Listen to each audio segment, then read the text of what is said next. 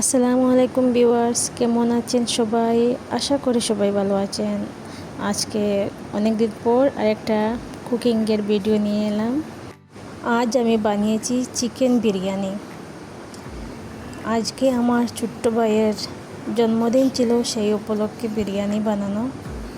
ছোট ছোট করে বাচ্চারা আছে, ওরা আবদার করে বসেছিল বাইরে গিয়ে কিছু করবে, পার্টি করবে। তো ভাবলাম ঘরেই বানিয়ে নিয়ে যাক, ওয়েদারও অত বেশি ভালো ছিল না। 1 কিলোগ্রামের মতো পেঁয়াজ নিয়েছিলাম এখানে, আর কয়েকটা আলুগুলোকে আমি এভাবে পরিষ্কার করে অর্ধেক করে দেব।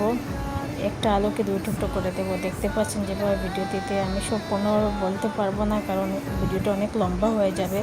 তো শর্টকাটে বলবো, আর ভিডিওটাও শর্টকাটে করেছি আমি।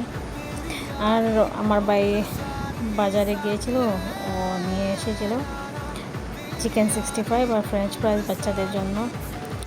ভাবলাম আপনাদের সাথে শেয়ার করে নেওয়া যাক। তো আমি এইগুলি খেয়েই বিরিয়ানি রান্না করেছি।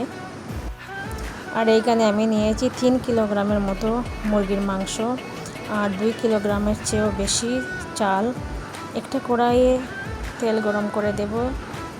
তেল গরম হলে এই গোটা মশলাগুলি ছেড়ে দেবো। দেখতে পাচ্ছি এখানে নিয়েছি গোলমরিচ, লং, এলাচ, দারচিনি, তেজপাতা, আস্ত জিরা। এগুলো আমি তেলের মধ্যে দিয়ে দেবো। এরপরে পেঁয়াজ দিয়ে দেবো। পেঁয়াজ দিয়ে কিছুক্ষণ নেড়ে ছেড়ে নেব। এরপরে আমি এর মধ্যে দিয়ে দেবো 1 টেবিল চামচ আদা বাটা এবং 1 টেবিল চামচ রসুন বাটা। তো আমি খুবই সিম্পলভাবে বিরিয়ানি বানাই। সবাই বলেছে খেয়ে খুবই ভালো হয়েছে। জানি না আপনাদের কেমন লাগছে। এই ভিডিওটা যদি ভালো লাগে লাইক এবং শেয়ার করে দেবেন। এরপরে আমি কয়েকটা কাঁচামরিচ দিয়ে দেবো ওর মধ্যে। কাঁচামরিচ দেওয়া হয়ে গেলে আমি দিয়ে দেবো 1 টেবিল চামচ হলুদ গুঁড়ো, 1 টেবিল চামচ ধনে গুঁড়ো, জিরে গুঁড়ো 1 টেবিল চামচ। এরপরে কিছুক্ষণ নেড়ে ছেড়ে নেব।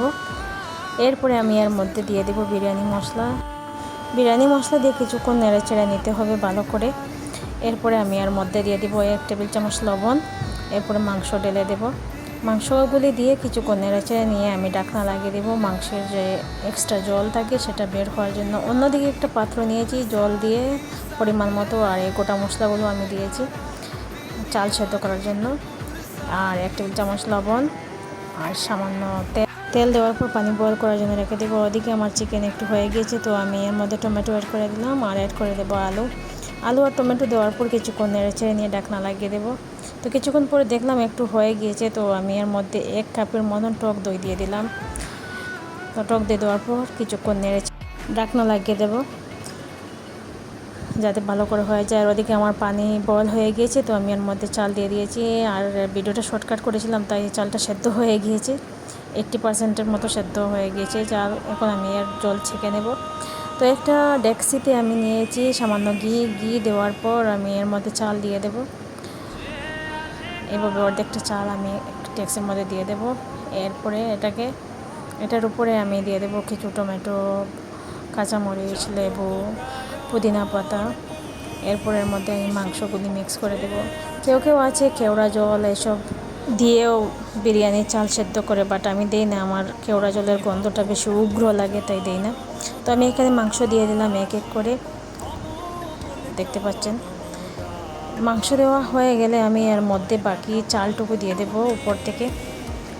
এরপর এর উপর আমি দিয়ে দেবো আবার টমেটো, লেবু, কাঁচামরিচ, পুদিনা পাতা, বেরেস্তা করা পেঁয়াজ, এরপরে ফুড কালার, আর দিয়ে দেবো কিছু ঘি আর সামান্য বিরিয়ানি পাউডার উপর থেকে ছড়িয়ে দেবো। বাচ্চারা এত জিদ করছিল যে ওরা বাজার থেকে কিনে এনে বিরিয়ানি খাবে, তো আমি ভাবলাম কেন বাজার থেকে কিনে আনবে, আমিই বানিয়ে দেবো। তো হাতের কাছে যা যা ছিল তাই দিয়ে আমি বিরিয়ানি বানানোর চেষ্টা করেছি। আসলে আলহামদুলিল্লাহ অনেক ভালো হয়েছিল। আমার এই সব কিছু দেওয়া হয়ে গেলে আমি এটা ঢাকনা দিয়ে ভালো করে ঢেকে চুলার আগুন কমিয়ে দমে বসিয়ে দিলাম। এরপরে দেখেন হয়ে গিয়েছে আমার বিরিয়ানি, কি সুন্দর কালারটা বেশি উঠেছে।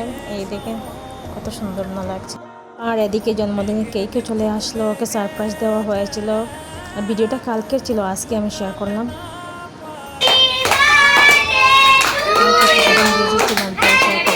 বাচ্চারা খেয়ে অনেক তারিফ করলো, খুব ভালো হয়েছে আলহামদুলিল্লাহ। আপনাদের কাছে ভিডিওটি কেমন লেগেছে নিশ্চয়ই আমাকে জানাবেন কমেন্ট করে।